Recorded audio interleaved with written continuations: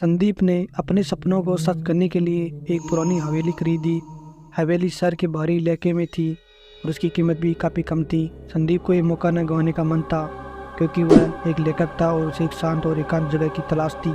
हवेली की पुरानी दीवारें, बड़े बड़े कमरे और विशाल बगीचा उसे बहुत आकर्षित कर रहे थे, लेकिन हवेली के बारे में गांव वालों की बातें सुनकर उसकी और इच्छा बढ़ गई। गांव वालों ने बताया कि हवेली को लंबे समय से कोई किराएदार नहीं मिला। हर कोई वहाँ रहने आता है और जल्दी ही भाग जाता है। लोग कहते हैं कि हवेली में अजीबोगरीब घटनाएं होती है। रात के समय वहाँ डरावनी आवाज़ें आती है।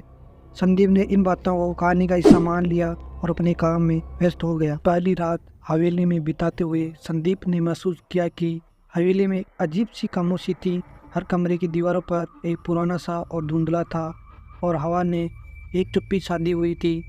रात्रि के समय जब वो सोने चला गया, उसने महसूस किया कि खामोशी के बीच में कभी कभी उसकी नींद में अजीब आवाज़ें सुनाई देती थी। शुरुआत में उसने उसे हवेली की पुराने ढांचे और हवा की आवाज़ मानकर अनदेखा कर दिया, लेकिन एक रात जब संदीप गहरी नींद में था, उसे अचानक से एक डरावनी आवाज़ ने जगा दिया।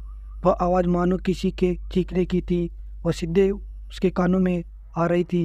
उसने अपने कमरे की लाइट जलाने की कोशिश की, लेकिन लाइट फेल हो गई। अंधेरे में वह आवाज़ें और भी स्पष्ट हो गई। ये आवाज़ें अब सीधे उसके कमरे में आ रही थी। अगले दिन संदीप ने हवेली की मरम्मत कराते समय कई पुरानी चीज़ें ढूंढी। उनमें से एक पुराना दरवाज़ा था जो दीवार के पीछे छुपा हुआ था। संदीप ने सोचा कि ये शायद एक पुराना स्टोर रूम होगा और उसने खोलने का निर्णय लिया। दरवाज़ा खुलते ही एक सकरी सी सुरंग सामने आई जो अंधेरे में खोई हुई सी लग रही थी। संदीप ने एक टॉर्च ली और सुरंग के भीतर जाकर देखा। सुरंग के अंत में एक छोटा सा कमरा था। कमरे की दीवारों पर पुरानी घड़ी थी जो अब काम नहीं कर रही थी। कमरे में एक पुराना बक्सा संदीप को दिखा। संदीप ने बक्सा खोला और उसके अंदर एक पुराना धूल से भरी पुस्तक मिली। उसने पुस्तक को खोला और उसमें लिखी कहानी को पढ़ना शुरू कर दिया। पुस्तक में लिखा था, हमने यहाँ सब कुछ खो दिया है। आवाज़ें हमें चैन से सोने नहीं देती। वे हमारे साथ खेलती है, हमें परेशान करती है। हम यहाँ कैद है और हमारी आत्माएं इस हवेली में बसी है। कभी भी यहाँ आओ, तुम्हारे साथ भी यही होगा। पुस्तक के अंतिम पन्ने पर लिखा था, हमारी आत्माएं कभी शांत नहीं हो पाएगी। हवेली के दरवाजे खुल चुके हैं और अब वे तुम्हें भी पकड़ लेगी। तुम सावधान रहो। जैसे ही संदीप ने ये पढ़ा, कमरे में एक ठंडी हवा का झोंका आया। अचानक से उसके चारों ओर अजीबोगरीब छाया बनने लगी। उसे लगा कि कमरे में कुछ मौजूद है। संदीप ने तेजी से बक्सा बंद किया और बाहर निकल गया। रात के समय जब वो सोने गया तो उसकी नींद हर बार टूट जाती थी। वो देखता है कि एक लंबा काला साया उसके कमरे में घूम रहा है।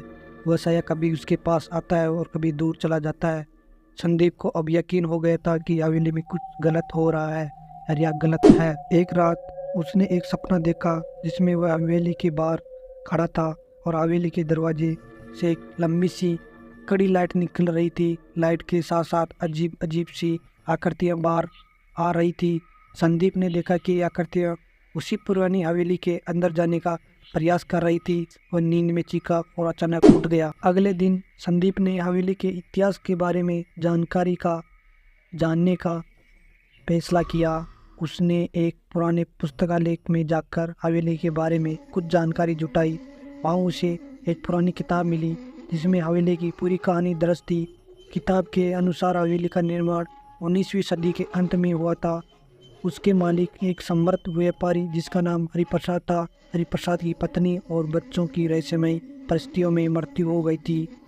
कहा जाता है कि हरिप्रसाद ने हवेली को एक तंत्र मंत्र का प्रयोग किया था ताकि अपनी मृत पत्नी और बच्चों की आत्मा को शांति दे सके, लेकिन उसकी वजह यह हवेली एक दरवाज़ा बन गई जो अन्य दुनिया को जोड़ती थी। अब संदीप उस हवेली को छोड़ने का मन बना चुका था, लेकिन अब हवेली में हर रात की डरावनी आवाज़ें और साए उसे चैन से सोने नहीं दे रहे थे।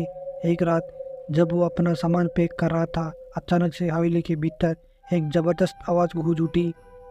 उसने देखा कि हवेली की पुरानी दीवारें अचानक से खून से रंगी हुई थी। डर के मारे संदीप ने तेजी से हवेली से बाहर भागने का निर्णय किया। जैसे ही वह हवेली के बाहर निकला, उसने महसूस किया कि हवेली के दरवाजे अपने आप बंद हो रहे हैं, मानो उसे अंदर से कैद करने की कोशिश की जा रही हो।